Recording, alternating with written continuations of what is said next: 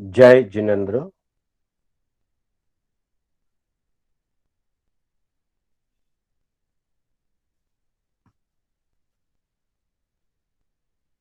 मोक्ष मार्गस्य नेतारम् भेतारम्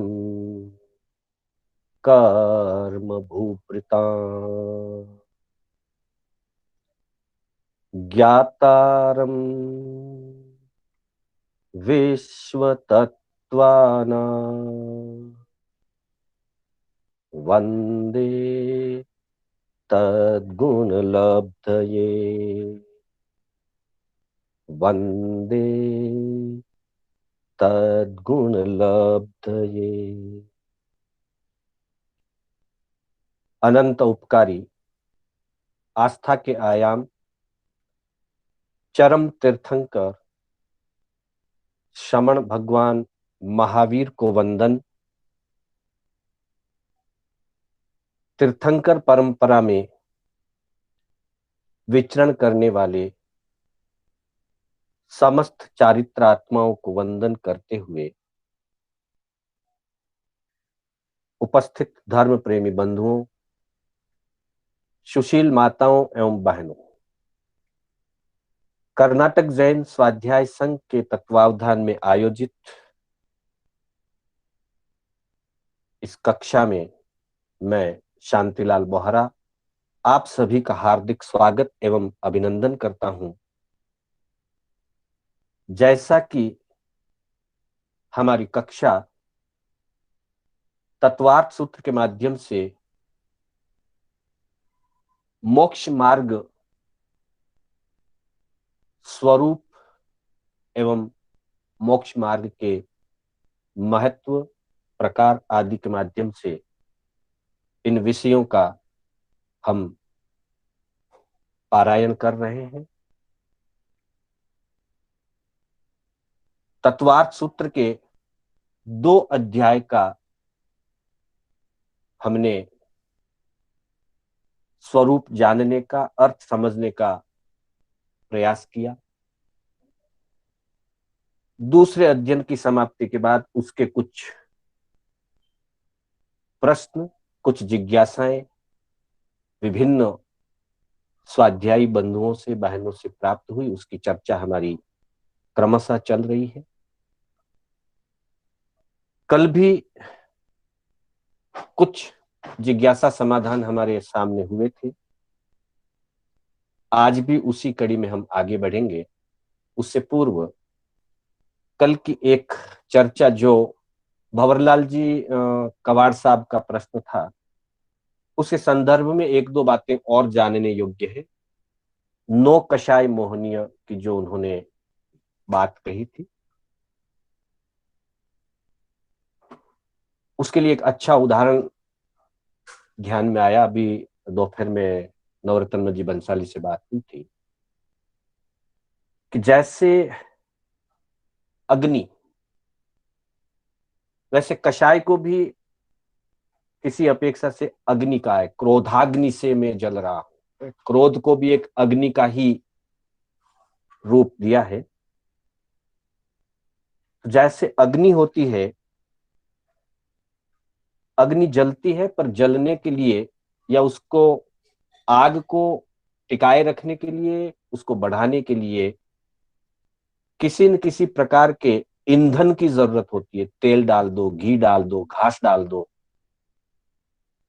तो घी, तेल आदि डालने से अग्नि और बढ़ती है।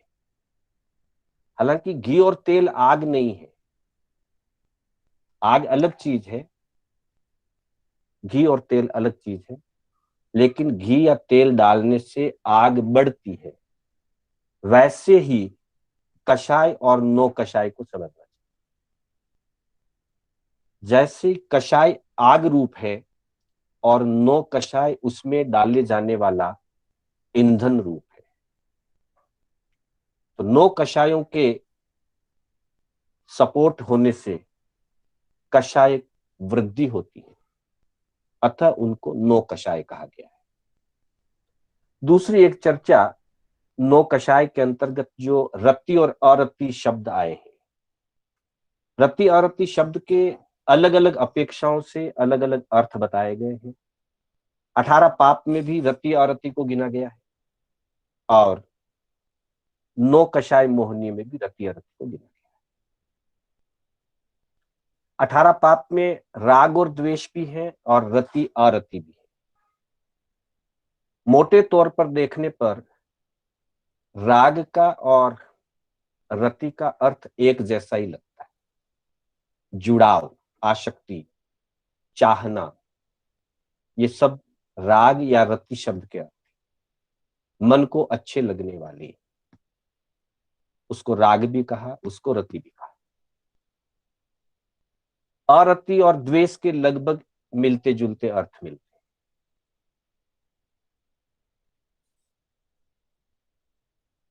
कहीं रति और अरति का अर्थ प्रीति और अप्रीति भी किया है। 5 इंद्रियां और 23 विषय, एक अपेक्षा से ये अर्थ किया है कि 5 इंद्रियों के जो 23 विषय हैं, उन विषयों के प्रति जीव में जो आकर्षण है, जीव का जो उसकी तरफ जुड़ाव है,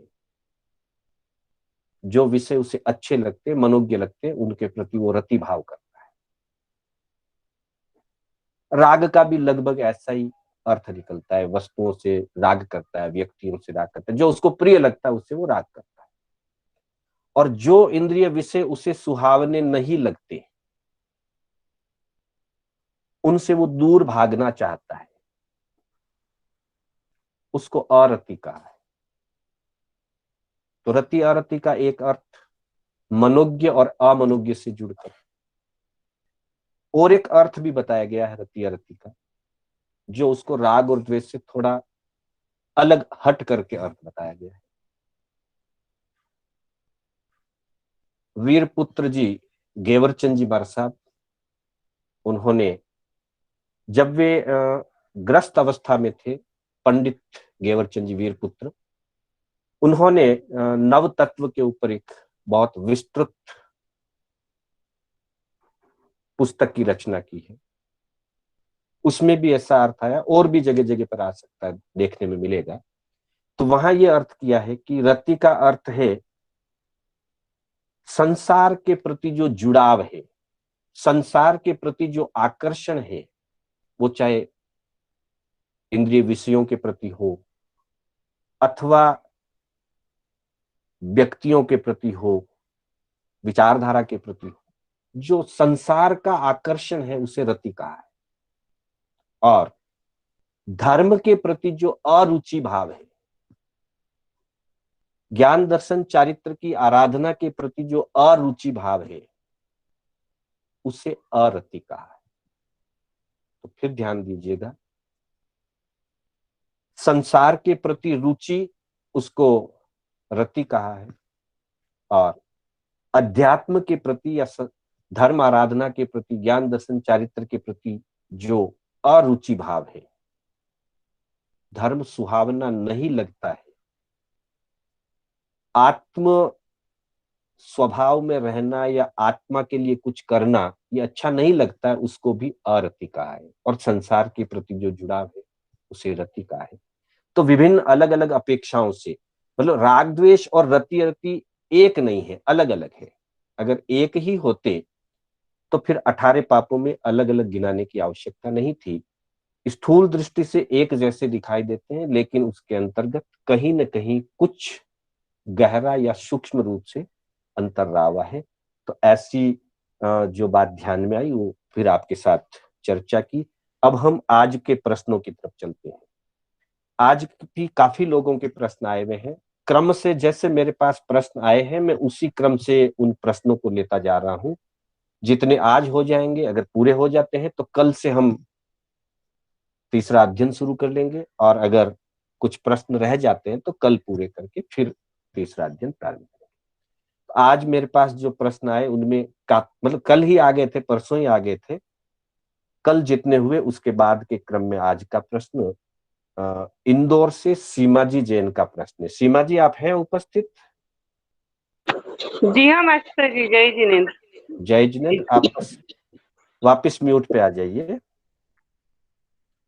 आपका प्रश्न है त्रस्त जीवों से लेकर के, कि त्रस्त जीव, उनको जब कष्ट आता है तो वे अपनी सुविधा के अनुसार जहां कष्ट उनको कम हो या जहां उनके सुरक्षा का स्थान हो वहां पर वो चले जाया करते हैं, उन्हीं को त्रस्त कहते हैं। बिल्कुल ठीक है। जो जीव अपनी इच्छानुसार अपनी अनुकूलता के अनुरूप गमन कर सकते हैं, स्थान बदल सकते हैं, उनको त्रस्त कहते हैं। अब उसके साथ आपने प्रश्न किया कि जब हम घास पर चलते हैं तो वो जीव भी कहीं जाते हैं क्या, और यदि जाते हैं तो हमें पाप क्यों लगता है, और यदि वे जीव नहीं जाते हैं तो क्यों नहीं जाते। तो घास पर चलना, पहली बात तो पाप है।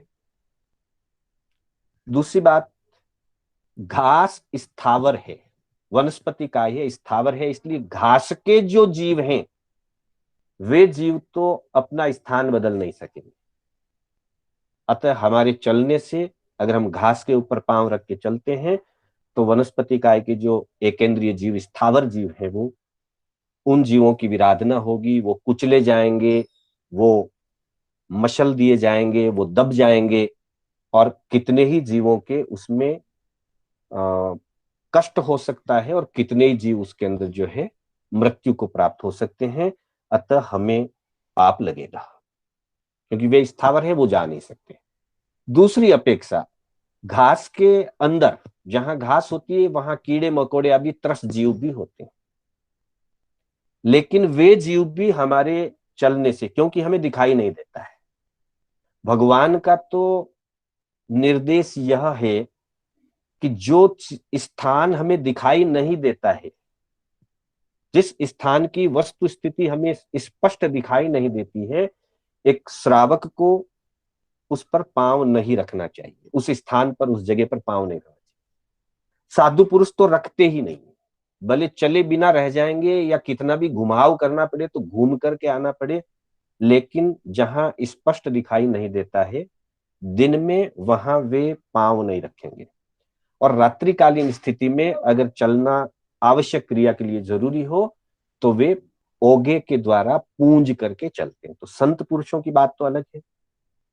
एक उदाहरण आता है इसके संदर्भ में, शायद हीर विजय जी, आचार्य हीर विजय जी महाराज साहब की ये जीवन काल की घटना है। और दिल्ली में वे विराज रहे थे। अकबर बादशाह ने उनको निवेदन किया था कि हमारे यहाँ महिला वर्ग जो है वो बाहर नहीं आती है, तो आप कभी हमारे महलों में आकर के उन्हें धर्म का बोध दीजिए। तो गुरु भगवंत ने कहा कि कभी अवसर हुआ तो हम देखेंगे। और एक दिन संयोग से वे वहां से निकल रहे थे, तो वहां पधारे प्रतिबोध देने के लिए, जा सकते हैं, कोई बाधा नहीं है। तो वे पधारे अनुकूलता देख करके। तो जैसे वो महल के अंदर प्रवेश हुए और अगले कक्ष में जब जा रहे थे तो वहां एक कारपेट बिछा हुआ था, रेड कारपेट बिछाते थे पहले। तो गुरु भगवान ने कह दिया कि हम इस पर पांव रख करके आगे नहीं आएंगे। पूछा अकबर ने क्या कारण है, तो भगवान ने बताया कि जैन दर्शन का ये नियम है कि मुनि किसी भी ऐसे स्थान पर पांव नहीं रखता है कि जिसके नीचे क्या है वो दिखाई नहीं देता। अब दरी बिछी हुई है, दरी पर पांव नहीं रख सकते, क्योंकि दरी के नीचे क्या स्थिति है पता नहीं चलता, कारपेट के नीचे क्या स्थिति है पता नहीं चलता। तो साधु भगवंत किसी भी स्थिति में ऐसे स्थान पर पांव नहीं रखते। तो अकबर ने कहा कि यहाँ तो सुबह शाम 24 घंटे साफ सफाई का पूरा ध्यान रखा जाता है, दिन में 4 बार सफाई होती है, किसी भी जीव के यहाँ नीचे होने की कोई संभावना नहीं। गुरुदेव ने कहा होना ना होना अलग बात है, पर हमारा नियम है कि हम इसके ऊपर पांव नहीं रखते। तत्काल कर्मचारियों ने वो दरी वहां से हटा दी। और संयोग की बात, अकबर ने अपने आंखों से देखा तो विश्वास नहीं हुआ। जिस दरी के ऊपर से होने का रास्ता बना हुआ था, कारपेट का रास्ता बना हुआ था, आगे चलकर एक जगह बहुत सारी कीड़ियां, बहुत सारी चींटियां थी। तब अकबर को बहुत विश्वास हुआ इस बात का कि ज्ञानी भगवंत जो कहते हैं उसके पीछे कितना बड़ा रहस्य होता है। भले 10 बार सफाई होती हो, किस समय जीवोत्पत्ति हो जाए पता नहीं चलता, अतः जहां दिखाई नहीं देता वहां पांव नहीं रखना चाहिए। तो घास के नीचे के जीव हमको दिखते नहीं है, हमें उस पर पांव देने से बचना चाहिए। ये हमारी श्रावक की अहिंसा है। फिर भी हम अगर पांव देते हैं तो घास के जीवों की तो विराधना सीधे तौर पर होती है, वो स्थावर है, मूवमेंट नहीं होगा। और अगर वहां कोई त्रस्त जीव भी जो कि अमूमन हुआ करते हैं घास के अंदर, छोटे मोटे कीड़े लटे मकोड़े प्राय हुआ करते हैं, हालांकि उनको चलने की ताकत है, लेकिन हम पांव रखेंगे ये उनको कहाँ पता है। और जब हम पांव रखते हैं तो उनको कहाँ समय मिलता है। इसलिए प्राय वह कीड़े मकोड़े आदि लटे आदि हमारे पांव के नीचे आकर के दब करके कुचल दी जा सकती है, मर सकती है। अतः त्रस्त जीव की भी विराधना का हमको पाप लगेगा, और स्थावर जीव की, वनस्पति काय की जीव की विराधना का भी पाप लगेगा। दोनों प्रकार की विराधना का पाप लगेगा। जी, आपके प्रश्न का समाधान हुआ? हाँ, समाधान तो हो गया, लेकिन आजकल जो लान में शादियां वगैरह होती है जी, उसमें जाना पड़ता है, तो उसका कोई प्रायश्चित है? नहीं जानना पड़ता है तो देखो, वो हर व्यक्ति की अपनी अपनी परिस्थिति है। कई लोग नहीं भी जाते हैं, ये अपने अपने स्तर पर है। अगर जाना पड़ा तो विराधना लगेगी, भले ही हम अंतर से नहीं चाहते, पर फिर भी अगर हम व्यक्तिगत रूप से जाते हैं तो वहां हमारी विराधना लगेगी। प्रायश्चित तो क्या है कि भाई तप करिए, सामायिक करिए, स्वाध्याय करिए, लेकिन जीवों की विराधना होगी। जब हम जाएंगे तो जीवों की विराधना होगी। जी। मास्टर जी, हाँ सर। मास्टर जी, हाँ यहाँ पर बोलिए। प्रायश्चित प्रायश्चित भूल का होता है। जी, यहाँ हम तो जानबूझ के चल रहे हैं। चल रहे हैं बिल्कुल। मतलब पूर्ण शुद्धि नहीं हो सकती है, जितना हम धर्म ध्यान करेंगे हाँ, अच्छी बात है, निर्जरा होगी, नहीं पूर्ण मतलब शुद्धि नहीं उसमें होगी। मन में अगर पश्चाताप है, भाई मुझे मजबूरी में जाना पड़ रहा है, जी। खेद हाँ चिंता है, उन हाँ जीवों के प्रति अनुकंपा है, उनसे क्षमा याचना कर रहे हैं, तो वो हाँ, इंटेंसिटी कम हो जाएगी, अनुभाग कम हो जाएगी, कम मंद हो हो जाएगी। जाएगा। बिल्कुल बिल्कुल बिल्कुल, करेक्ट। जी, अगला प्रश्न है। हाँ, बाकी प्रायश्चित हाँ, तो अनजान का होता है, भूल का होता है। अनजान का होता है। कभी कभी कुछ विशिष्ट परिस्थितियों में जानबूझ करके भी कोई पाप किया गया, उसका भी प्रायश्चित लिया जा सकता है गुरु भगवंतों से, परिस्थितियों के ऊपर निर्भर करता है। पर सामान्यतः अनजान का प्रायश्चित है। और जहां हमको जानना पड़ा या हम गए तो वहां हमको पाप लगेगा। पश्चाताप आदि करने से हमारे कर्मों की जो अनुबंध शक्ति है वो ढीली हो जाएगी, कमजोर। उसका पाप की जो क्वालिटी है वो थोड़ी हल्की हो जाएगी, धर्म आराधना करने से या प्रायश्चित के भाव लाने से या उसके एवज में कुछ तप आदि कर लेने से। जी, अगला प्रश्न है कुसुम जी पारक सेतिया से। कुसुम जी पारक है?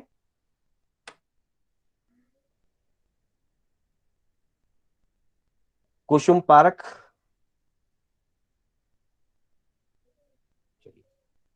मैं पहले उन्हीं के प्रश्न लूंगा जो क्लास में अवेलेबल है। अगला प्रश्न ले रहा हूं मैं, शोभा जैन, विजाग। शोभा जैन है?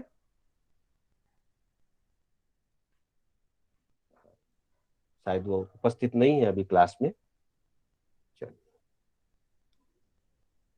अगला प्रश्न विनीता चपलोत। विनीता चपलोत क्लास में उपस्थित है?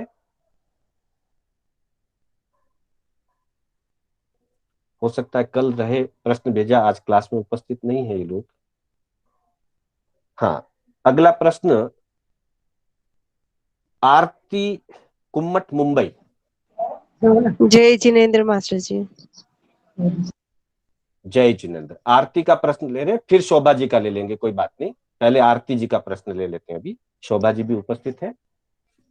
आरती के दो तीन प्रश्न हैं। अपनी स्वाध्यायी बहन है बैंगलोर से, अभी वो बॉम्बे रहते हैं।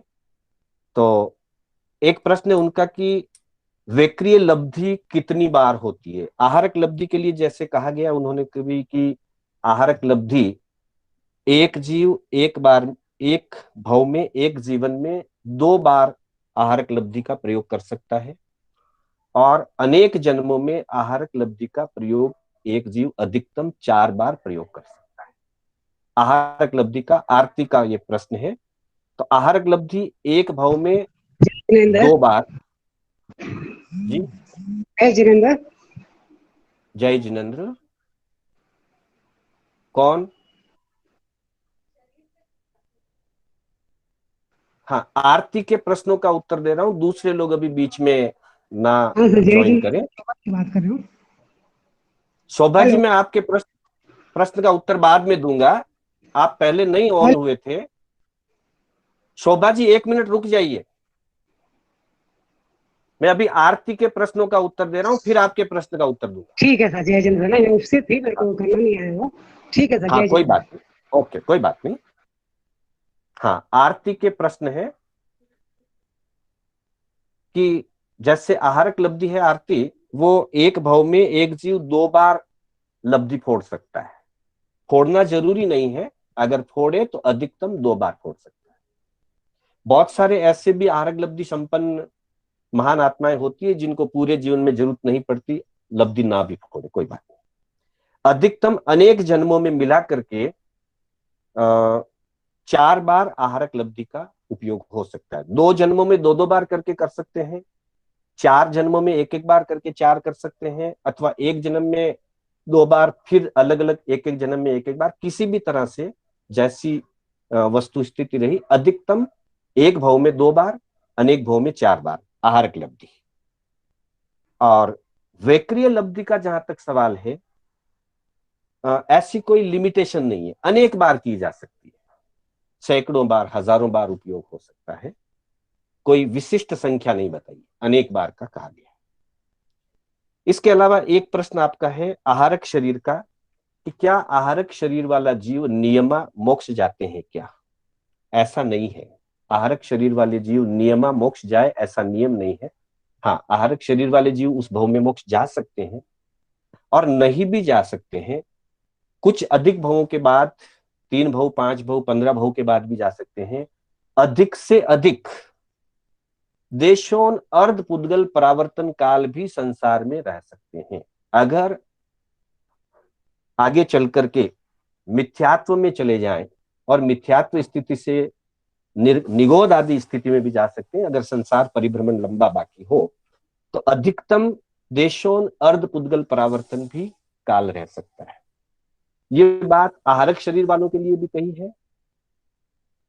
और 14 पूर्वधर, क्योंकि उसके बिना तो आहारक होता नहीं, तो 14 पूर्वधर के लिए, आहारक के लिए, और यहां तक कि 11वें गुणस्थान के लिए भी ये बात कही गई। 11वां गुणस्थान हालांकि उस अवस्था में तो वीतराग गुणस्थान है, पर चूंकि पड़िवाई है, वीतरागता से वापिस सराग में आएगा, सत्ता में कषाय रहा हुआ होता है। अगर मिथ्यात्व तक चला जाए तो उसमें भी आहारक शरीर धारण करने वाले 14 पूर्व की, ज्ञान की, श्रुत की आराधना करने वाले और 11वें गुणस्थान तक पहुंचे हुए साधक भी अगर नीचे गिरे, 11वें गुणस्थान वाला तो एक बार गिरेगा ही, और बाकी 2 गिर भी सकते हैं, नहीं भी गिर सकते हैं, लेकिन गिरते हुए अगर पड़िवाई होकर के मिथ्यात्व तक चले जाएं तो मिथ्यात्व आने के बाद देशोन अर्ध पुद्गल परावर्तन काल भी संसार परिभ्रमण बाकी किसी किसी जीव के रह सकता है। उसका कारण यह है कि कभी कभी जीव जब पहली बार सम्यक प्राप्त करता है शुक्ल पक्ष में आते ही, और उसके देशोन अर्ध पुद्गल परावर्तन संसार काल बाकी रहता है।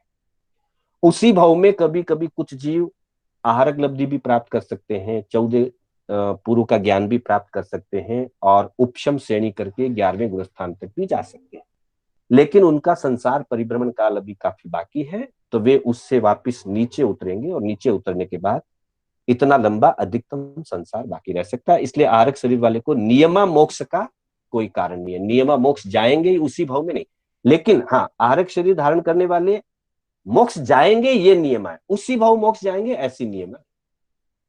आरती क्लियर? मास्टर जी हाँ मास्टर जी, यहाँ पर एक और क्लेरिफिकेशन। हाँ जी, यस बोलिए। इसी संबंध से वर्तमान में नरक निगोद में ऐसे असंख्यात जीव बैठे हैं जिन्होंने 14 पूर्व आहारक लब्धि प्राप्त कर ली, पूर्व में। हाँ, क्योंकि उनका संसार परिभ्रमण काल अभी बहुत बाकी है। अधिकतम देशों अर्ध पुद्गल परावर्तन संसार परिभ्रमण काल बाकी रहा हुआ हो सकता है, इसलिए वो नर्क और निगोद तक में जा सकते हैं।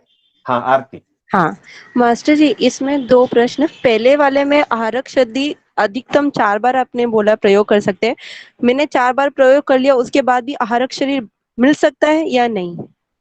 नहीं, फिर कहाँ मिलेगा? अधिकतम फिर 4 नहीं बार है, मिलेगा, यूज हो खत्म गया। हो नहीं, जाएगा फिर। जी बिल्कुल, फिर भली शक्ति उतनी है उसकी। 14 हाँ, पूर्वधारी बन जाए तो भी आहारक लब्धि नहीं हाँ, मिलेगी। वैसे भी सारे 14 पूर्वधारियों को आरक लब्धि नहीं हुआ कर। नहीं, लेकिन वही एक्सटेंड वाली सब कुछ करे फिर भी नहीं मिलेगी, हाँ, नहीं क्योंकि मिलेगी ना। already लब्धि खत्म हो 4 बार, चुकी है। 4 बार से अधिक प्राप्त नहीं करते। और दूसरा आपने जैसे बोला 14 पूर्वधारी विशेष होने के बाद कोई ऐसा ये नहीं कर सकते कि इतना अर्ध पुर्दल परावर्तन काल तक वेट करना पड़े? कुछ ऐसा नहीं है कि फटाफट मोक्ष जा सके? या ऐसा है हमारे यहाँ शुक्ल पक्ष और कृष्ण पक्ष की जो परिभाषा दी है, उसमें ये बताया कि जब जीव शुक्ल पक्ष में प्रवेश करता है, वो काल मर्यादा ही बताया कि जब जीव के अर्ध पुद्गल परावर्तन संसार परिभ्रमण बाकी रहता है, उस काल को शुक्ल पक्ष कहा जाता है। मतलब नियमा उसके उतना अब बाकी रहा है। अनंत परावर्तन है, अनंत चक्र में से आधा चक्र बाकी रहा। वहां आने के बाद जीव सम्यक तो प्राप्त कर सकता है, आहारक लब्धि प्राप्त कर सकता है, उपशम श्रेणी चढ़ सकता है, 14 पूर्व का ज्ञान प्राप्त कर सकता है। तो मान लो किसी जीव ने उस फर्स्ट अटेम्प्ट में इतना कर लिया, लेकिन संसार परिभ्रमण उसका नियमा है कि अर्ध पुद्गल परावर्तन बाकी है, देशों अर्ध पुद्गल, तो उतना उसको संसार परिभ्रमण करना। लेकिन मेरा ये था जैसे केवली समुद्र का करके कर्मों की निष्ठा कर लेता, वैसा नहीं, कोई तो केवल ज्ञान ऐसा होने नहीं। के बाद की बात है ना, वो तो केवल ज्ञान होने के बाद चरम शरीर के लिए। इनका संसार परिभ्रमण जब बाकी है तो नहीं। अच्छा, जय जिनेन्द्र। जय जिनेन्द्र। हाँ, शोभा जी का प्रश्न मास्टर है। जी, शोभा जी अभी। मास्टर जी एक मिनट, हाँ, इसी संदर्भ में जी मोक्ष जाने के लिए भी 5 बातों का होना जरूरी है परिपूर्ण। बिल्कुल। द्रव्य, क्षेत्र, काल, भाव और भव। हाँ, तो वो अगर काल काल लब्धि उसका नहीं उतना बाकी है। बिल्कुल बाकी है, इसलिए वो नहीं जा सकते। बिल्कुल बिल्कुल।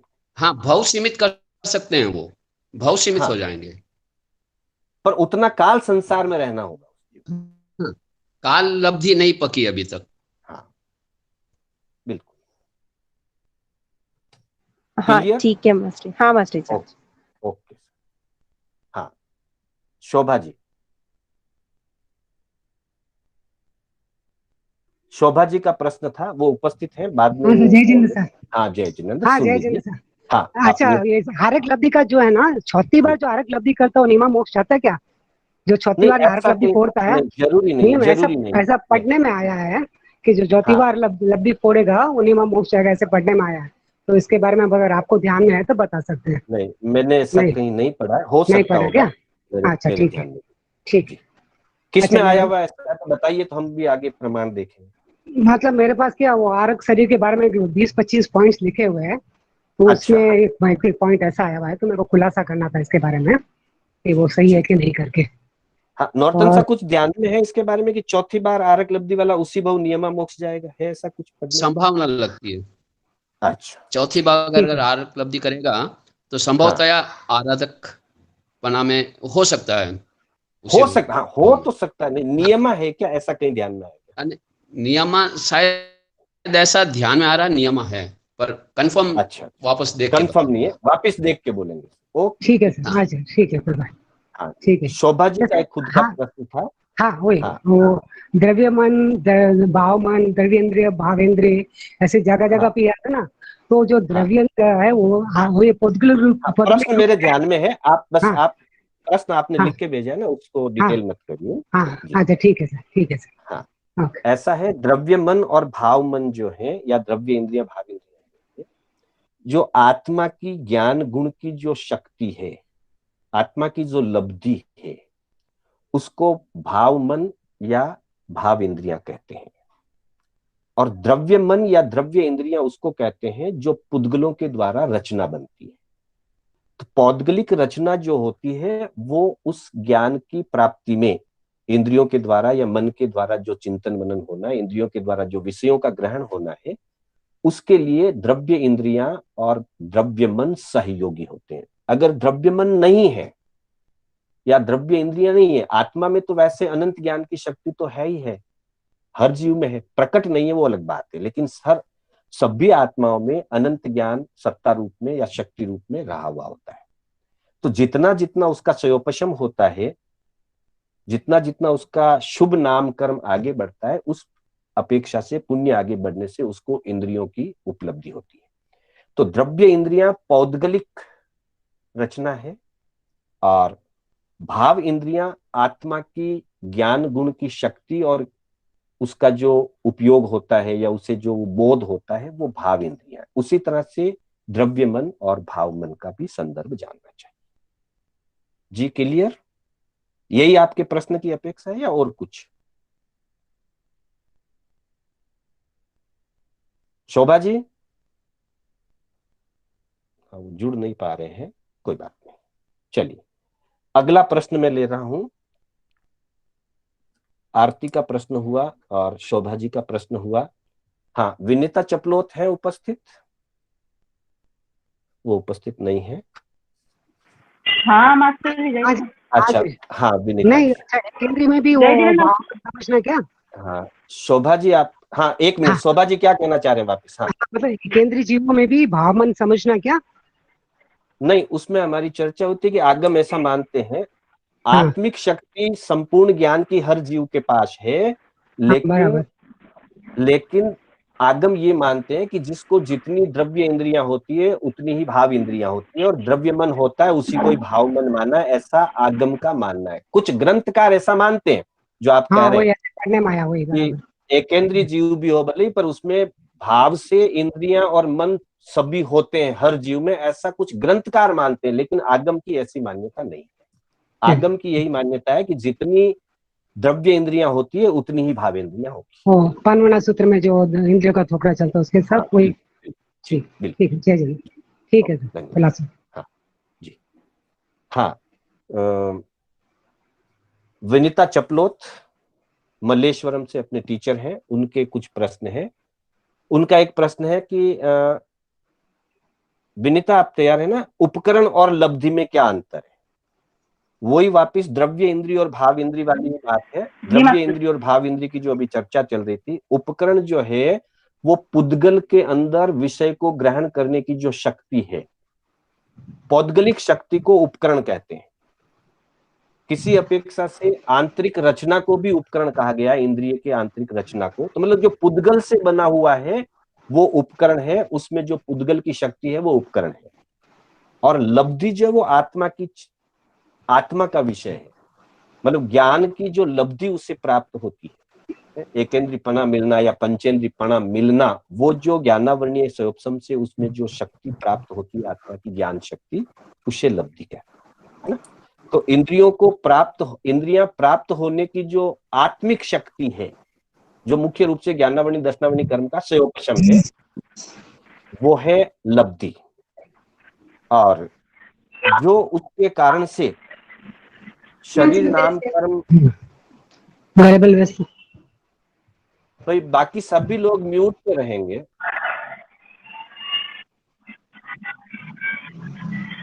विनीता म्यूट कर लीजिए, शोभा जी आप म्यूट कर लीजिए। हाँ जी, हाँ जी।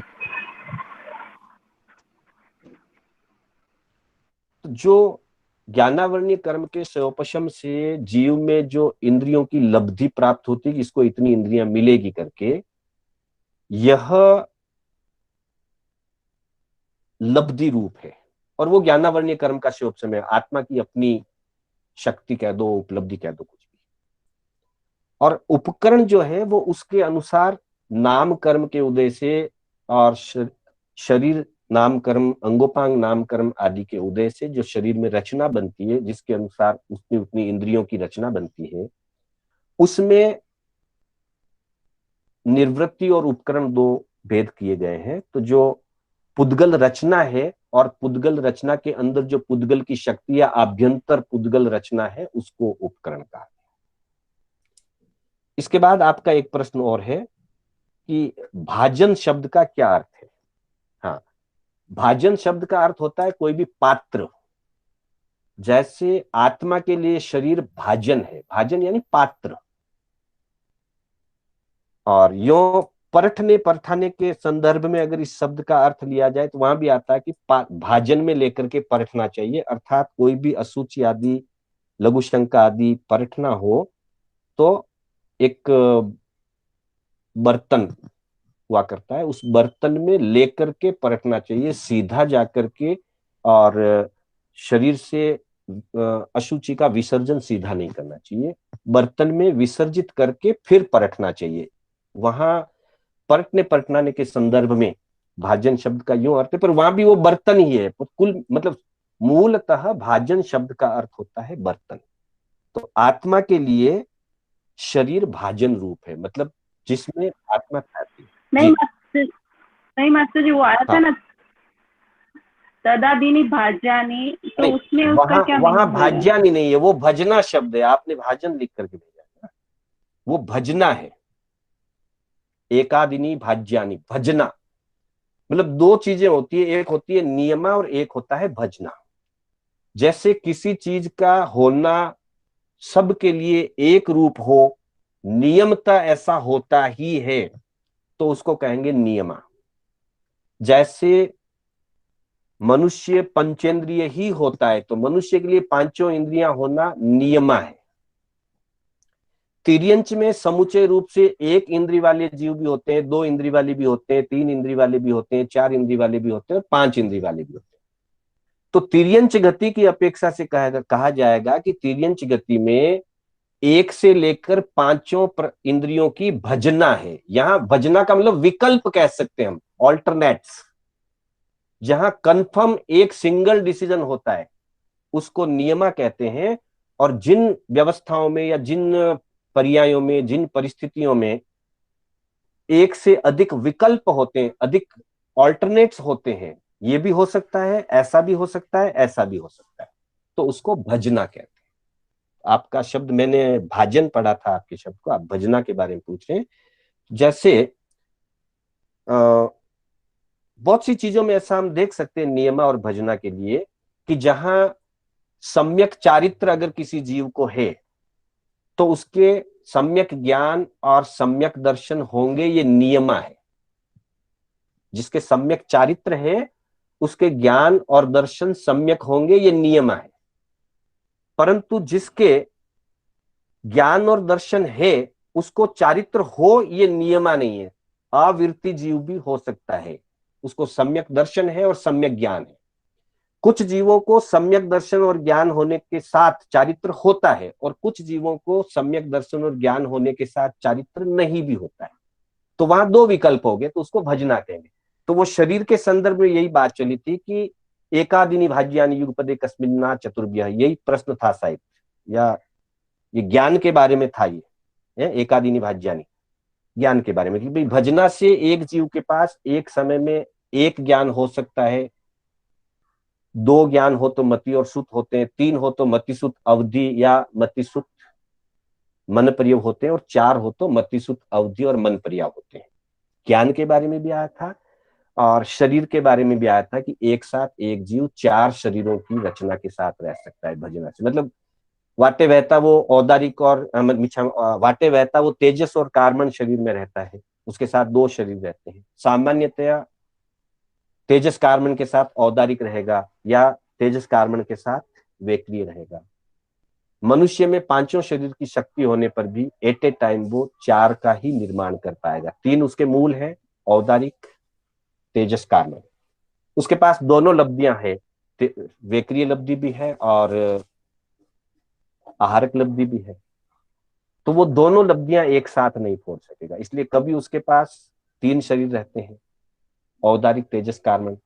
कभी उसने आहारक की रचना की तो चार रहते हैं, औदारिक, तेजस, कार्बन, और एक आहारक का निर्माण कर लिया, अथवा उसने एक वेक्रिय का निर्माण कर लिया। तो ये विकल्प होते हैं अलग अलग। इसलिए भजना का मतलब विकल्प से जो चीजें पाई जाती है, नियमा रूप नहीं है। नियम नहीं है कि सभी मनुष्यों को पांच शरीर होंगे या सभी मनुष्यों को चार शरीर होंगे, ऐसा नहीं। किसी को ऐसा हो सकता है, किसी को ऐसा नहीं। इसको भजना कहते हैं। एक प्रश्न आपका है, आहारक शरीर के संदर्भ में ये प्रश्न है बहुत अच्छा प्रश्न है ये। आपने ये प्रश्न पूछा है, हालांकि मैंने इतना डिटेल बताया नहीं था, आपने शायद 8वीं कक्षा की पुस्तक में पढ़ा होगा ऐसा, अभिन्नाक्षर चतुर्दश केवली। हाँ, बहुत कम वर्णन मिलता है इस संदर्भ में। तो आपका प्रश्न है कि अभिन्नाक्षर चतुर्दश केवली क्या होते हैं। तो तत्वार्थ सूत्र का जो भाष्य है उसमें चतुर्दश केवलियों के 2 भेद बताए हैं। अपेक्षा है, वैसे तो 14 पूर्वधर होते हैं, लेकिन अपेक्षा से उनके वहां पे 2 भेद बताए हैं। एक बताया है भिन्नाक्षर चतुर्दश केवली और एक बताया अभिन्नाक्षर चतुर्दश केवली। और वहां ऐसा अर्थ किया है भाष्य के अंदर कि जो अभिन्नाक्षर चतुर्दश केवली होते हैं उनका श्रुत ज्ञान इतना परिपूर्ण होता है और इतना स्पष्ट होता है कि उनको किसी भी विषय में, श्रुत ज्ञान के किसी भी विषय में उनके कोई जिज्ञासा बाकी नहीं रहती। जो भिन्नाक्षर चतुर्दश पूर्वधर होते हैं उनको कोई भी जिज्ञासा शेष नहीं रहती श्रुत ज्ञान के संदर्भ में। इतना उनका श्रुत ज्ञान स्पष्ट और प्रखर। मास्टर जी, अभिन्नाक्षर, 1 मिनट सर, मैं बता रहा हूं। अभिन्नाक्षर को नहीं, भिन्नाक्षर आपसे भाई मिस्टेक हो गया होगा। भाष्य में भिन्नाक्षर ही बताया है, अगर कहीं और अलग बताया तो मुझे ध्यान नहीं। तत्वार्थ भाष्य में ये बताया है। सर्वार्थ सिद्ध टीका। हाँ, अच्छा, ठीक है, फिर वापस एक बार देख लेंगे। और सर्वार्थ सिद्ध की टीका जी, हाँ, सर्वार्थ सिद्ध टीका और आवश्यक सूत्र की टीकाओं में हरिभद्रीय वृत्ति में जी भिन्नाक्षर और अर्थात सर्वाक्षर सन्निपाती लब्धि से युक्त होते हैं। हाँ, वे भी श्रुत केवली कहलाते हैं। हाँ, और अभिन्नाक्षर अर्थात 14 पूर्व के ज्ञाता होने पर भी अक्षर शब्द आदि के अर्थ गम प्राय विशेष रूप से आपकी नहीं जानते हैं, अर्थात भिन्नाक्षर की तुलना में सामान्य रूप से जानते हैं। हाँ, मैं यही कह बराबर, वही बात है, वही बात है। आप भी वही कह रहे हैं जो मैं कह रहा हूं। मतलब अभिन्नाक्षर जो होते हैं उनके जिज्ञासा रह सकती है और जो भिन्नाक्षर होते हैं उनके जिज्ञासा बाकी नहीं रहती। मतलब उनका मति श्रुत ज्ञान, विशेष करके श्रुत ज्ञान इतना प्रखर होता है, इतना निर्मल होता है कि उनको कोई भी शंका खड़ी नहीं होती, जिज्ञासा नहीं होती। और जो अभिन्नाक्षर है उसको कहीं कहीं, उन महापुरुषों को कहीं कहीं जो है कोई जिज्ञासा शंका हो सकती है श्रुत ज्ञान के अंदर। इसलिए उस जिज्ञासा का समाधान करने के लिए अभिन्नाक्षर जो होते हैं वो आहारक लब्धि का प्रयोग करते हैं। और भाष्य में तो यह भी कहा गया है कि अभिन्नाक्षर को ही आहारक की लब्धि होती है, भिन्नाक्षर को आहारक की लब्धि नहीं होती, उसका उनको उपयोग करने की आवश्यकता नहीं होती, ऐसा तत्वार्थ के भाष्य में कहा गया है। क्लियर वनिता? हाँ, क्लियर? हाँ मास्टर जी। रतन भाई यही भाव है कि नॉर्टन साहब यही भाव है? मास्टर जी, हाँ हाँ हाँ, यही भाव है। और हाँ, और एक अभी जो प्रश्न आया था ना कि चौथी बार जो आहारक लब्धि का प्रयोग करता हाँ हाँ है, नियमा उसी भाव में मोक्ष जाएगा, नियमा उसी भाव में। और 3 भाव में ही कर सकता है, 4 भाव में नहीं कर सकता है आहारक लब्धि। हाँ, आहारक लब्धि 3 भाव में ही हो सकती है। और तीसरे भाव में अगर चौथी बार आहारक लब्धि की है तो नियमा मोक्ष में जाएगा। हाँ, भाव अपेक्षा नियमा मोक्ष है। गणित करते हाँ। मैंने 4 बता दिए अलग अलग, नहीं, नियमा 3 भाव में ही होता है, बिल्कुल, ये मेरे ध्यान में आया। उस समय मैंने 4 बता दिए थे। हाँ, तो 3 भाव में ही होता है। भाव की अपेक्षा चौथी बार नियमा वो चरम शरीर ही होगा। चरम शरीर इसका मतलब हाँ, और चौथी बार करेगा तो नियमा चरम शरीर ही होगा। हाँ, पर भाव की अपेक्षा 3 ही भाव में होंगे वो 4। हाँ जी बिल्कुल। तीसरी बार जब आहारक लब्धि, हाँ हाँ, बस ठीक बात, अच्छी बात है। हाँ, तो शोभा जी आप, और अगर तीसरे भाव में कर रहा है आहारक लब्धि, भले तीसरी बार भी कर रहा तो ठीक है। वो उस मतलब चौथी बार आहारक लब्धि का प्रयोग करने वाला नियमा उसी भाव मोक्ष जाएगा। ठीक है शोभा जी, आपकी बात कंफर्म हो गई है। नियमा उसी भाव में ये मोक्ष। मेरे ध्यान में नहीं था ये। चलिए अगला प्रश्न हम ले रहे हैं। श्रीपाल जी जैन करके हैं, मैं परिचित नहीं हूं, उनका आया है। श्रीपाल जी जैन उपस्थित हैं, आपका प्रश्न है यहाँ पे। हाँ जी, हाँ उपस्थित हूँ सर। जय जी सर, जिनेंद्र। धन्यवाद। जय जिनेंद्र सर। कहाँ से आप बिलोंग करते हैं सर? लखीमपुर से, आपके विमल चंद जी के साले साहब। अच्छा अच्छा, विमल चंद जी लोढ़ा हमारे विमल चंद जीजा जी हैं। अच्छी जी बात, हाँ। धन्यवाद। आपका प्रश्न है, क्या तीर्थंकर को वेक्रिय लब्धि होती है क्या, और वो कहाँ उपयोग करते हैं, उसका कोई एग्जाम्पल। तो बंधुओं, ऐसा है कि तीर्थंकर को, हाँ तीर्थंकर को, म्यूट पे रहिए आप, प्रश्न होते ही म्यूट कर लीजिए। तीर्थंकर और चक्रवर्ती, वासुदेव आदि को नियमा रूप से वेक्रिय लब्धि होती है, जन्म के साथ से ही होती है। जहां तक उपयोग करने का सवाल है, चक्रवर्ती उपयोग करते हैं, वासुदेव उपयोग करते हैं। तीर्थंकर के लिए बताया गया है कि वो उपयोग नहीं करते हैं। 5 देव का थोकड़ा आता है भगवती सूत्र के 12वें शतक और 9वें उद्देशक में। उसमें बताया गया कि तीर्थंकर को, वहां वेक्रिय द्वार है, 5 देवों के लिए वेक्रिय द्वार है, तो वहां उस वेक्रिय द्वार में बताया गया है कि तीर्थंकर को, उसको देवादिदेव, 5 देव के अंदर तीर्थंकर भगवंत को देवादिदेव कहा गया है। तो देवादिदेव में वेक्रिय लब्धि अनंत होती है, लेकिन वे उसका उपयोग नहीं करते हैं। अनंत लब्धि होती है पर उपयोग नहीं करते, ऐसा 5 देव के थोकड़े में कहा गया है, जो भगवती सूत्र से संबंधित थोकड़ा है, शतक 12 9वें उद्देशक में। इसलिए एग्जाम्पल नहीं मिलेगा। हाँ, अगर कुछ तीर्थंकर जो उसी भाव में चक्रवर्ती है, जैसे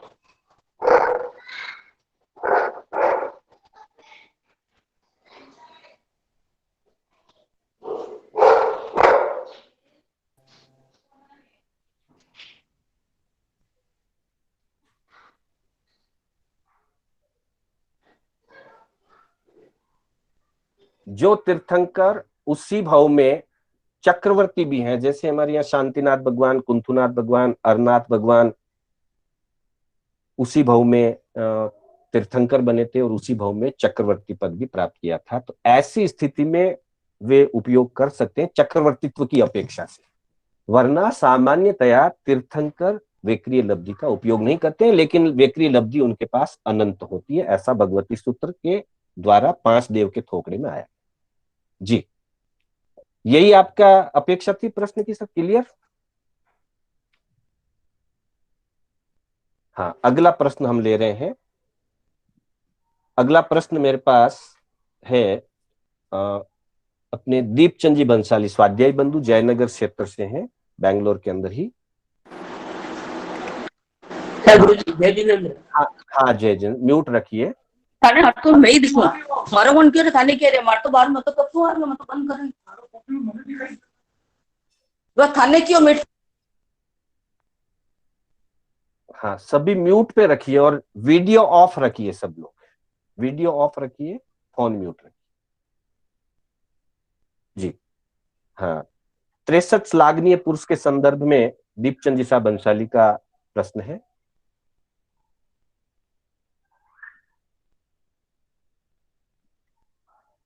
कि 63 श्लाघनीय पुरुष में प्रतिवासुदेव को भी गिना गया है, और प्रतिवासुदेव तो वैसे वासुदेव के द्वारा उनका वध किया जाता है और अत्याचारी होते हैं, ऐसा हमने रावण के संदर्भ में वगैरह में हमने पढ़ा है ऐसा। तो उनको श्लाघनीय पुरुष में क्यों गिना गया? ऐसा है, ये विशिष्ट पदवियां हैं। पहली बात है कि विशिष्ट पदवियां हैं। सबसे विशिष्ट पदवी होती है तीर्थंकर की, उसके सेकंड विशिष्ट पदवी होती है चक्रवर्ती की, फिर वासुदेव की, फिर प्रतिवासुदेव की, और फिर बलदेव की। यो 5 विशिष्ट पदवियां मानी गई है। और भी होती है पदवियां, वैसे 9 पदवियां कही गई है कुल। तो कहीं कहीं इनको, प्रतिवासुदेव को विशिष्ट पदवी में नहीं भी गिना है। और इनको उत्तम पुरुषों में नहीं गिना। इसलिए हमारे यहाँ दो धाराएं चलती है। एक धारा में 63 श्लाघनीय पुरुष की गणना है और एक धारा में 54 उत्तम पुरुषों की गणना है। जो उत्तम पुरुषों की अपेक्षा से गणना करते हैं उसमें प्रतिवासुदेव को नहीं गिना है। वहां तीर्थंकर, चक्रवर्ती, वासुदेव और बलदेव, इस तरह से 54 पुरुषों को उत्तम पुरुष गिना है। तो हमारे यहाँ 54 पुरुषचर्यम भी हमारे महापुरुषों के द्वारा लिखा हुआ मिलता है और 63 शलाका पुरुष चरित्र भी हमारे यहाँ महापुरुषों के द्वारा लिखा हुआ मिलता है। तो किसी अपेक्षा से उनको महापुरुषों के रूप में गिना गया है, श्लाघनीय पुरुष के। हाँ, वैसे प्रतिवासुदेव भी बहुत पुण्यशाली जीव होते हैं, लगभग 3 खंड के अधिकारी होते हैं, थोड़ा सा शेष रहता है। वासुदेव तो उतना कुछ नहीं करते हैं, वासुदेव प्रतिवासुदेव को जीत करके 3 खंड के अधिकारी बनते हैं, जबकि प्रतिवासुदेव पहले से ही लगभग सारे 3 खंड का विजय प्राप्त किए हुए होते हैं। बस एक वासुदेव ही उनसे विजित नहीं हो पाता है। वासुदेव के अतिरिक्त बाकी सारे 3 खंड के राजाओं को वो अपने अधीन करके रखते हैं। वे बड़े पराक्रमी होते हैं और पराक्रमी होने के साथ साथ वे भी कई विद्याओं आदि के जानकार होते हैं। और जहां तक तप या धर्म आराधना की बात है तो चक्रवर्ती और वासुदेव और प्रतिवासुदेव ये तीनों नियमा संसार काल में व्रत पचखान नहीं करते, तीनों ही नहीं करते, जिसमें से 2 तो आजीवन आवृत्ति ही रहते हैं, वासुदेव और प्रतिवासुदेव, और नियमा नीचे पृथ्वियों में ही जाते हैं। चक्रवर्ती भी अगर त्याग ना करे पद का तो वे भी नियमा नीची गति में ही जाते, नीची पृथ्वियों में जाएंगे, 1 से 7वीं पृथ्वी में कहीं भी जा सकते। कदाचित जो पहले से निदानकृत नहीं है वैसे चक्रवर्ती पद का त्याग करते हैं तो साधु बनते हैं, लेकिन ग्रस्त अवस्था में रहते हुए चक्रवर्ती भी धर्म आराधना व्रत प्रत्याख्यान रूप नहीं करते। हाँ, तीर्थंकरों के सेवा में पहुंचते हैं, वाणी सुनते हैं, संतों की वाणी सुनते हैं, लेकिन व्रत पचखान नहीं करते ग्रस्त अवस्था में।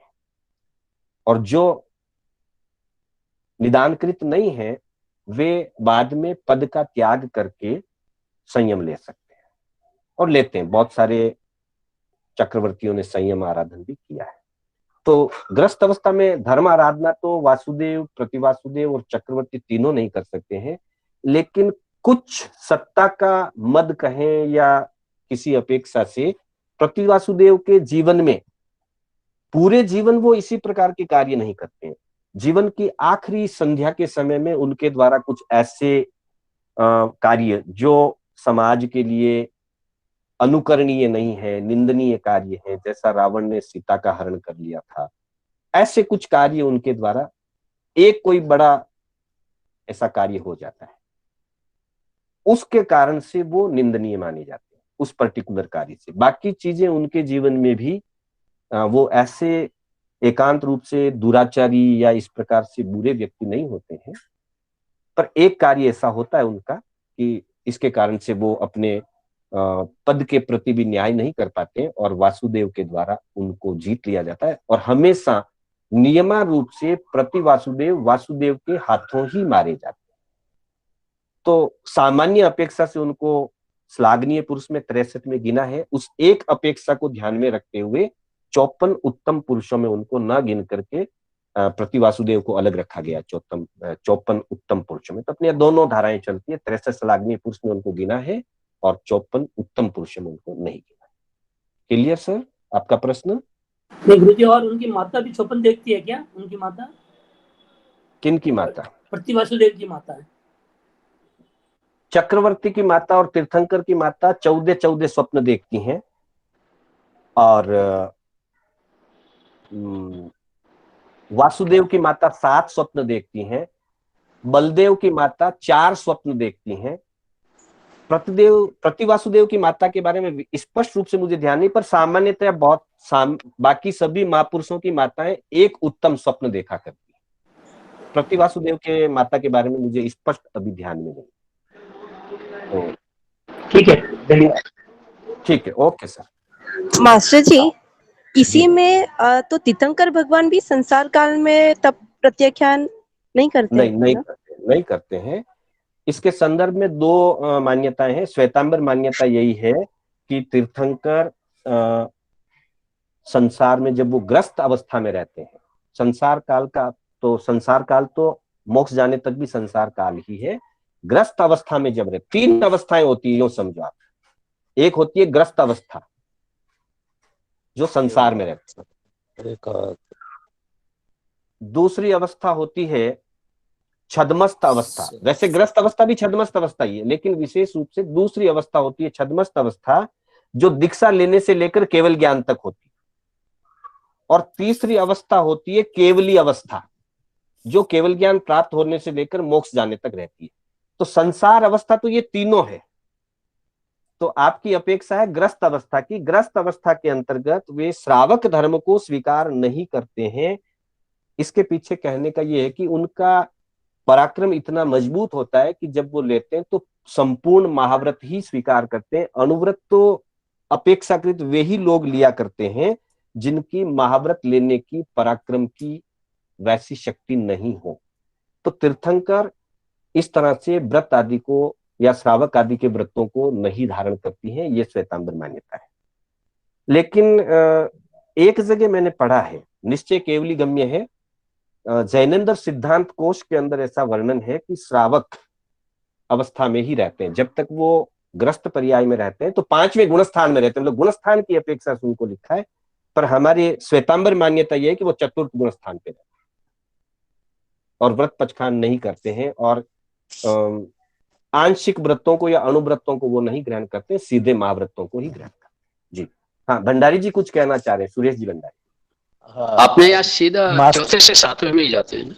हाँ, 4थे से सीधा अपने यहाँ यही वर्णन है। श्वेतांबर सीधा 7वां ही है कि 4थे गुणस्थान में ही रहते हैं, और जब लेते हैं तो महाव्रतों को लेते हैं सीधा 7वें। और क्या वो कल्पातीत होते हैं?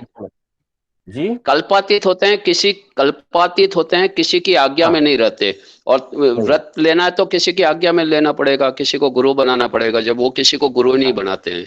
तो इस अपेक्षा से भी वो सीधा, हाँ, अपने यहाँ स्पष्ट यही वर्णन है कि वो 4थे गुणस्थान में रहते हैं, और जिस समय दीक्षा लेते हैं तो सिद्ध भगवान को नमस्कार करके, सिद्ध परमात्मा को नमस्कार करके सीधा करेमी बनते के पाठ से स्वयं बुद्ध होते हैं, सीधे महाव्रत स्वयं लेते हैं। यही वर्णन है आपका। जी हाँ, सुरेश जी भंडारी कुछ कह रहे थे। हाँ, जय जिनेन्द्र मास्टर जी। इसमें तत्वार सूत्र में प्रतिवासुदेव को उत्तम पुरुष के अंदर ही लिया है। आप थोड़ा चेक करके क्लैरिफाई करेंगे बात? नहीं, 63 श्लाघनीय पुरुष में लिया है। मैं यही कह रहा हूँ कि 63 श्लाघनीय पुरुष। हाँ, अच्छा, वो भी उत्तम पुरुष में आएंगे 63 श्लाघनीय। हाँ, 63 श्लाघनीय पुरुष सारे उत्तम पुरुष है। ओके, लेकिन जहाँ 54 पुरुष चर्यम का जहाँ किया है, जहाँ 54 की संख्या लिए तो प्रतिवासुदेव को अलग रखा है। हाँ, ठीक है, ओके। क्योंकि ये 22वां सूत्र की अपेक्षा से मैंने आपसे पूछा था ये। हाँ, नहीं, वैसे 52वां सूत्र। हाँ, 52वें सूत्र में अनपवर्त्य आयु की अपेक्षा से सबको उत्तम पुरुष ही गिना है, श्लाघनीय पुरुष गिना है। पर जहाँ अपने यहाँ मुझे नाम पक्का याद नहीं आ रहा, पर शायद 54 महापुरुष चर्यम श्रीलंकाचार्य जी का लिखा हुआ है। तो श्रीलंकाचार्य जी ने 54 की संख्या को उत्तम पुरुष के अंतर्गत लिखते हुए प्रतिवासुदेव को उससे अलग रखा है। और 63 श्लाघनीय पुरुष जो है 63 शलाका पुरुष चर्यम, ये शायद हरिभद्र सूरी जी का या हेमचंद्राचार्य जी का है। 63 शलाका पुरुष चर्यम उन्होंने पूरे 63 को भी दिया। जी, अभी जहाँ पे भी जैसे उत्तम पुरुष का जो वर्णन आएगा तो उसमें अपन 54 गिनेंगे या 63 गिनेंगे? कैसे गणना? 63 श्लाघनीय पुरुष है। हाँ, जहां एक अपेक्षा से प्रतिवासुदेव को थोड़ा सा है गिना है, बाकी वालों की तुलना में थोड़ा सा है गिना है। अच्छा, तो वहां उनको जो है 54। हाँ हाँ, वैसे मास्टर जी जो 9 प्रतिवासुदेव भी उत्कृष्ट साधना किए हुए होते हैं और तीर्थंकर नाम गोत्रगम का उपार्जन करते हैं। कर सकते हैं। हाँ, वही कर सकते हैं, मतलब कर सकते हैं। तो सिर्फ वो उनका एक जीवन की वो एक घटना उनकी लास्ट। हाँ, बस थोड़ी सी हेयता है उनमें, बाकी ऐसा नहीं है कि वो कोई दुराचारी पुरुष है, ऐसा नहीं है, ऐसा नहीं। श्लाघनीय ये मतलब वो प्रशंसनीय पुरुष ही है, ठीक है। एक चीज उनके जीवन की अलग। चलिए हम आज अपनी क्लास को यहीं पर समाप्त करेंगे, 5 बज चुके हैं। हाँ, कुछ लोगों के प्रश्न अभी भी बाकी रह गए, उनके प्रश्नों को हम कल करेंगे। और भी किसी का कोई प्रश्न हो तो वो आज भेज दे, कल हम इस प्रश्नोत्तर की क्लास को खत्म करके परसों से फिर हम वापिस अपना मुख्य विषय पे आ जाएंगे। 3-4 लोगों के प्रश्न मेरे पास अभी बाकी हैं, और किसी का प्रश्न हो तो आज भेज दीजिएगा, फिर हम उसको पूरा करें। जय जिनेंद्र।